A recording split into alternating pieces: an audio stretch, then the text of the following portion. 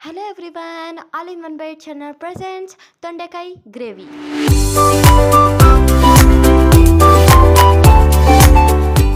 ಈ ತೊಂಡೆಕಾಯಿ ಗ್ರೇವಿ ಮಾಡೋದು ವೆರಿ ಸಿಂಪಲ್. ನೀವು ಕೂಡ ಮನೇಲಿ ಒಂದ್ಸಲಿ ಟ್ರೈ ಮಾಡಿ. ತುಂಬ ಟೇಸ್ಟಿ ಆ್ಯಂಡ್ ಡಿಫ್ರೆಂಟ್ ಆಗಿರುತ್ತೆ, ತುಂಬ ಸಖತ್ತಾಗೂ ಕೂಡ ಇರುತ್ತೆ.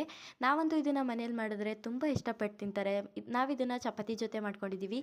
ನೀವು ಏನರ ಜೊತೆನಾದರೂ ತಿನ್ಬೋದು, ತುಂಬ ಚೆನ್ನಾಗಿರುತ್ತೆ. ಮನೇಲಿ ಒಂದ್ಸಲಿ ಟ್ರೈ ಮಾಡಿ, ಹೇಗೆ ಬಂತು ಅಂತ ಕಮೆಂಟ್ ಮಾಡೋದನ್ನು ಮಾತ್ರ ಮರಿಬೇಡಿ. ಮತ್ತು ನಿಮಗೆ ಯಾವ ತಿಂಡಿ ಇಷ್ಟ ಅಂತ ಕಮೆಂಟ್ ಬಾಕ್ಸಲ್ಲಿ ಕಮೆಂಟ್ ಮಾಡಿ. ಅದನ್ನು ಖಂಡಿತವಾಗ್ಲೂ ಮಾಡೋದಕ್ಕೆ ಟ್ರೈ ಮಾಡ್ತೀವಿ ಅಂತ ಹೇಳ್ತಾ ಬನ್ನಿ ಈಗ ಈ ತೊಂಡೆಕಾಯಿ ಗ್ರೇವಿನ ಹೇಗೆ ಮಾಡೋದು ಅಂತ ನೋಡೋಣ. ಮೊದಲನೇದಾಗಿ ಸ್ಟವ್ ಮೇಲೆ ಒಂದು ಕಡಾಯಿನ ಇಡಿ. ಕಡಾಯಿ ಕಾದಾದ್ಮೇಲೆ 2 ಟೇಬಲ್ ಸ್ಪೂನ್ ಆಗೋಷ್ಟು ಕುಕ್ಕಿಂಗ್ ಆಯಿಲ್ ಮತ್ತು ಈರುಳ್ಳಿ, 3 ಮೀಡಿಯಂ ಸೈಜ್ ಆಗೋಷ್ಟು ಈರುಳ್ಳಿನ ಈ ಥರ ಸ್ಲೈಸಾಗಿ ಕಟ್ ಮಾಡ್ಕೊಂಡು ಹಾಕೊಳ್ಳಿ. ಮತ್ತು ಖಾರಕ್ಕೆ ತಕ್ಕಷ್ಟು ಮೆಣಸಿನ್ಕಾಯಿ, ನಾವಿಲ್ಲಿ 7 ರಿಂದ 8 ಹಾಕೊಂಡಿದ್ದೀವಿ. ಮತ್ತು ಕ್ಯಾಪ್ಸಿಕಮ್, 1 ಕ್ಯಾಪ್ಸಿಕಮ್ನ ಈ ಥರ ಹೆಚ್ಚಿಬಿಟ್ಟು ಹಾಕ್ಕೊಂಡು ಈ ಮೂರನ್ನು ಕೂಡ ನೀಟಾಗಿ ಫ್ರೈ ಮಾಡ್ಕೋಬೇಕು. ಈ ಮೂರನ್ನು ಕೂಡ ನೀಟಾಗಿ ಹಸಿ ವಾಸನೆ ಹೋಗಿ ಗೋಲ್ಡನ್ ಕಲರ್ ಬರೋವರೆಗೂ ಫ್ರೈ ಮಾಡ್ಕೋಬೇಕಾಗತ್ತೆ. ಈ ಥರ ಫ್ರೈ ಆದಮೇಲೆ ಇದಕ್ಕೆ ಅರ್ಧ ಟೀ ಸ್ಪೂನ್ ಆಗೋಷ್ಟು ಜಿಂಜರ್ ಗಾರ್ಲಿಕ್ ಪೇಸ್ಟ್ ಹಾಕಿ, ಅಂದರೆ ಶುಂಠಿ ಬೆಳ್ಳುಳ್ಳಿ ಪೇಸ್ಟ್ನ ಹಾಕ್ಕೊಂಡು ಫ್ರೈ ಮಾಡ್ಕೊಳ್ಳಿ. ಜಿಂಜರ್ ಗಾರ್ಲಿಕ್ ಪೇಸ್ಟ್ ಹಾಕಾದ್ಮೇಲೆ ಸ್ವಲ್ಪ ಹಸಿ ವಾಸನೆ ಹೋಗೋ ತನಕ ಫ್ರೈ ಮಾಡ್ಕೋಬೇಕಾಗತ್ತೆ. ನೋಡಿ ಇಲ್ಲಿ ತೋರಿಸ್ತಾ ಇರೋ ಥರ ಮೀಡಿಯಂ ಫ್ಲೇಮಲ್ಲಿ ಫ್ರೈ ಮಾಡ್ಕೋಬೇಕು. ಮತ್ತು ಇಷ್ಟು ಕೂಡ ಫ್ರೈ ಆದಮೇಲೆ ಸ್ವಲ್ಪ ಹಸಿ ವಾಸನೆ ಹೋಗಾದ್ಮೇಲೆ ತೊಂಡೆಕಾಯಿನ ನೀಟಾಗಿ ವಾಶ್ ಮಾಡಿಬಿಟ್ಟು ಈ ಶೇಪ್ಗೆ ಕಟ್ ಮಾಡಿಕೊಂಡು ಹಾಕ್ಕೊಂಡು ಫ್ರೈ ಮಾಡ್ಕೊಳ್ಳಿ. ಸ್ವಲ್ಪ ಹೊತ್ತು ಫ್ರೈ ಮಾಡಿಕೊಂಡ್ರೆ ಸಾಕು ತೊಂಡೆಕಾಯಿನ. ನೋಡಿ ಈ ಥರ ತೊಂಡೆಕಾಯಿನ ಫ್ರೈ ಮಾಡ್ಕೊಂಡಾದ್ಮೇಲೆ ಇದಕ್ಕೆ ಹಸಿ ಬಟಾಣಿನ ಹಾಕೊಳ್ಳಿ. ನೆನೆಸಿಟ್ಟಿರುವಂಥ ಹಸಿ ಬಟಾಣಿನ ಹಾಕ್ಕೊಂಡು ಫ್ರೈ ಮಾಡ್ಕೊಳ್ಳಿ.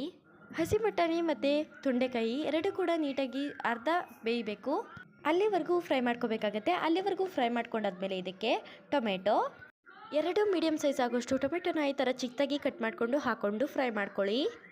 ಟೊಮೆಟೊ ಎಲ್ಲ ಸ್ವಲ್ಪ ಸಾಫ್ಟ್ ಆದಮೇಲೆ ಇದಕ್ಕೆ ಮಸಾಲೆಗಳನ್ನ ಆ್ಯಡ್ ಮಾಡ್ಕೊಳ್ಳೋಣ. ಚಿಟಿಕೆ ಅಷ್ಟು ಅರಿಶಿನ ಹಾಕೊಳ್ಳಿ, ಮತ್ತು ಅರ್ಧ ಟೀ ಸ್ಪೂನ್ ಆಗೋಷ್ಟು ಪೆಪ್ಪರ್ ಪೌಡರ್, ಮತ್ತು ಅರ್ಧ ಟೇಬಲ್ ಸ್ಪೂನ್ ಆಗೋಷ್ಟು ಗರಂ ಮಸಾಲ, ಮತ್ತು 1 ಟೇಬಲ್ ಸ್ಪೂನ್ ಆಗೋಷ್ಟು ಸಾಂಬಾರು ಪುಡಿ, ಅಂದರೆ ಧನಿಯಾ ಪುಡಿ ಅಂತಾರಲ್ಲ, ಅದನ್ನು ಹಾಕ್ಕೊಂಡು ಫ್ರೈ ಮಾಡ್ಕೊಳ್ಳಿ. ಮತ್ತು ರುಚಿಗೆ ತಕ್ಕಷ್ಟು ಉಪ್ಪು, ಇಷ್ಟನ್ನು ಕೂಡ ಹಾಕ್ಕೊಂಡು ನೀಟಾಗಿ ಫ್ರೈ ಮಾಡ್ಕೋಬೇಕು. ಇಷ್ಟನ್ನು ಕೂಡ ಫ್ರೈ ಮಾಡ್ಕೊಂಡಾದ್ಮೇಲೆ ಬೇಯೋದಕ್ಕೆ ಎಷ್ಟು ಬೇಕೋ ಅಷ್ಟು ನೋಡಿಕೊಂಡು ನೀರು ಹಾಕ್ಕೊಂಡು ನೀಟಾಗಿ ಬೇಯಿಸ್ಕೊಳ್ಳಿ. ನೋಡಿ ಇಲ್ಲಿ ನಾವಿಲ್ಲಿ 1 ಲೋಟ ಆಗೋಷ್ಟು ನೀರನ್ನ ಹಾಕ್ಕೊಂಡು ನೀಟಾಗಿ ಮಿಕ್ಸ್ ಮಾಡಿಕೊಂಡು ಬೇಯಿಸ್ಕೊತೀವಿ. ನೀರನ್ನ ಹಾಕ್ಕೊಂಡು ತೊಂಡೆಕಾಯಿ ಬೇಯೋ ತನಕ ಬೇಯಿಸ್ಕೊಂಡ್ರೆ ರೆಡಿ ಆಯಿತು. ಮತ್ತು ಬೆಂದಾದ್ಮೇಲೆ ಮೇಲ್ಗಡೆ ಸ್ವಲ್ಪ ಕೊತ್ತಂಬರಿ ಸೊಪ್ಪನ್ನ ಹಾಕ್ಕೊಂಡು ಮಿಕ್ಸ್ ಮಾಡಿಕೊಂಡ್ರೆ ರೆಡಿ ಆಯಿತು ತೊಂಡೆಕಾಯಿ ಗ್ರೇವಿ. ನೀವು ಕೂಡ ಮನೇಲಿ ಒಂದ್ಸಲಿ ಟ್ರೈ ಮಾಡಿ, ಖಂಡಿತವಾಗ್ಲೂ ಇಷ್ಟಪಟ್ಟು ತಿಂತೀರಾ. ಯಾರು ನಮ್ಮ ಚಾನಲ್ನ ಸಬ್ಸ್ಕ್ರೈಬ್ ಮಾಡ್ಕೊಂಡಿಲ್ಲ ಈಗಲೇ ಸಬ್ಸ್ಕ್ರೈಬ್ ಮಾಡ್ಕೊಳ್ಳಿ, ಲೈಕ್ ಮಾಡಿ, ಶೇರ್ ಮಾಡಿ, ಕಮೆಂಟ್ ಮಾಡಿ ಅಂತ ಹೇಳ್ತಾ ಮತ್ತೊಂದು ವಿಡಿಯೋದಲ್ಲಿ ಸಿಗೋಣ. ಅಲ್ಲಿವರೆಗೂ ಬಾಯ್ ಬಾಯ್.